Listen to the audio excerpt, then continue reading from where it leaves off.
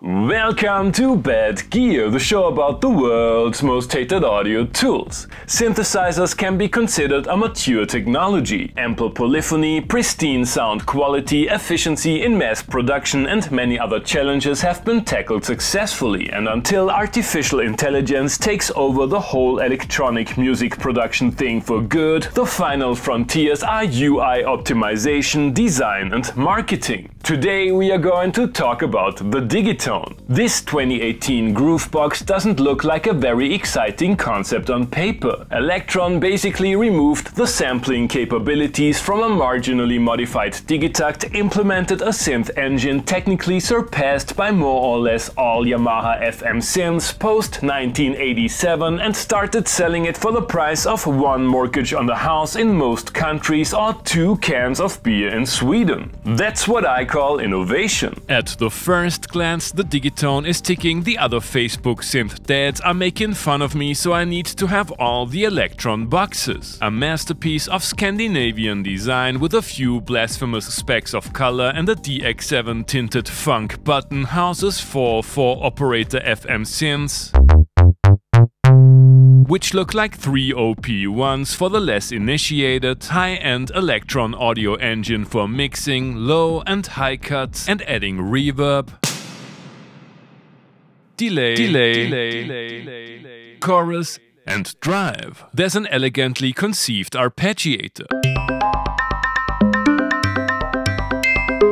Resonant filters might not be true school FM, but they're great for a more subtractive synthesis approach.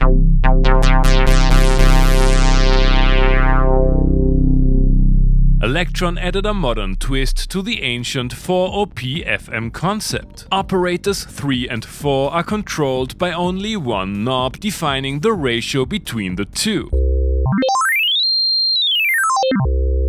Speaking of ratios, Elektron pre-tweaked these values for more harmonically coherent results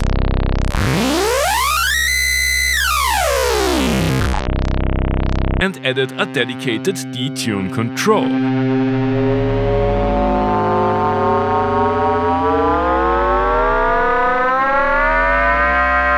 Gradually morphing the operator waveforms away from the original sine shape works like a charm.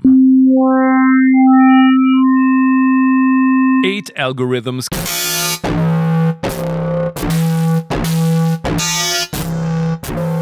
can be tapped at 2 positions, blendable with an XY control.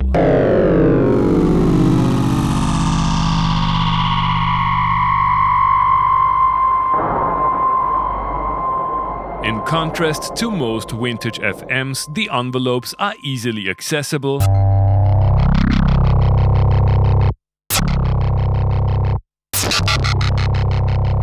and there's an additional page for dialing in an initial onset time.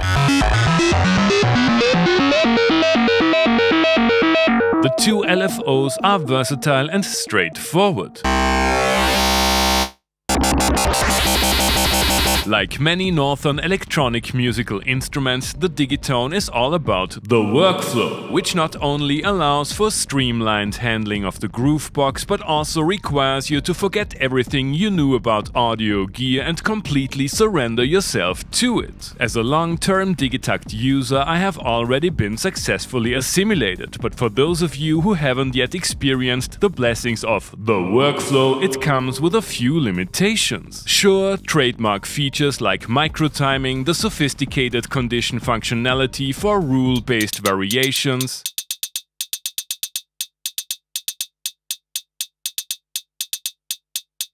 or Elektribe on steroids parameter lock automation,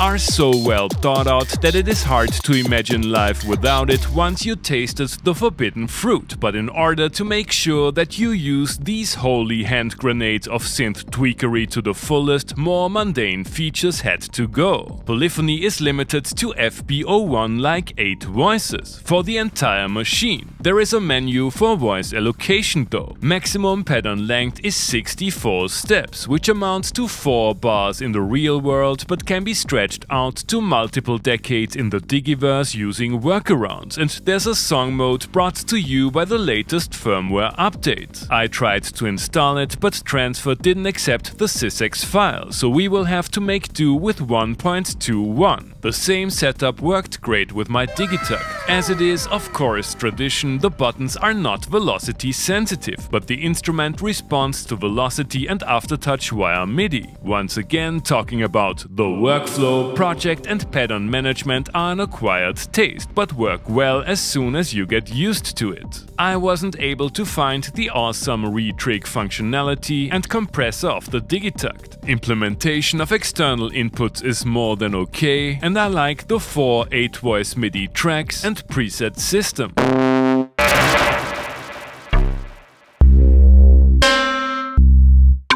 The Digitone is not compatible with DX7 cartridges, but the clarity of its 4 OP patches can have a mesmerizing effect.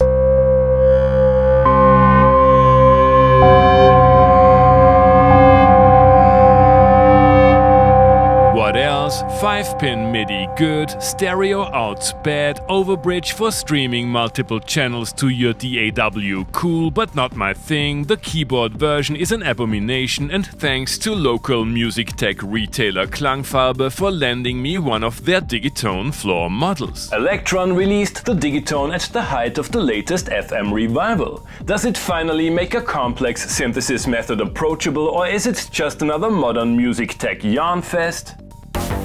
You have already heard the Digitone in today's intro tune. That's refreshingly cliché-free. I wanna know how far I can get with my Digitakt skills in the first jam.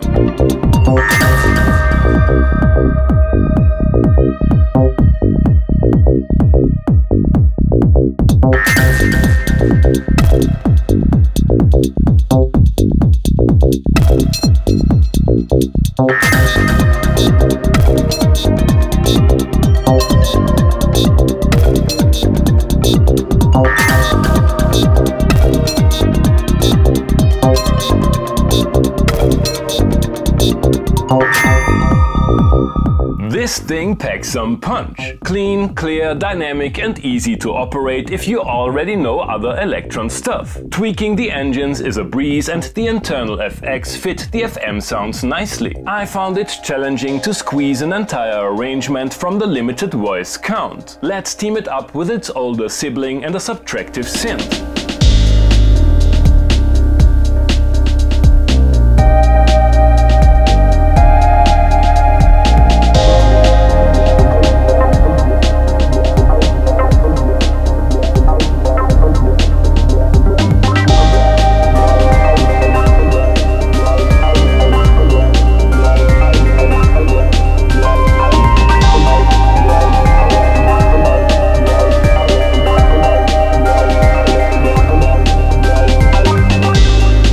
Teamwork. The FM sounds really shine when combined with samples and VA, and the limitations of the Digitone become less of an issue in a more diverse setup. We have heard quite a few well-mannered FM sounds in today's episode. Time to show the dark side of the Digitone in this Lovecraftian creature of a tech step neurofunk mock-up.